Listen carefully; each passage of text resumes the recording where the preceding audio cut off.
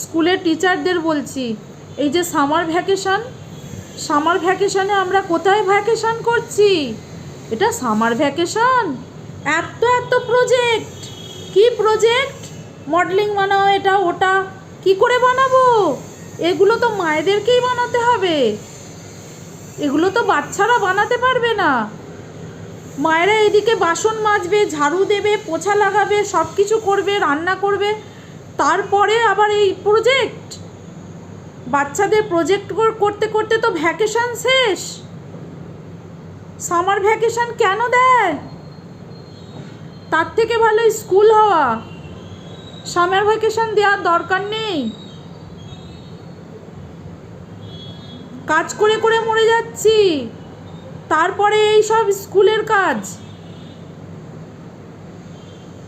কিচ্ছু ভালো লাগছে না, আমার কিচ্ছু ভালো লাগছে না।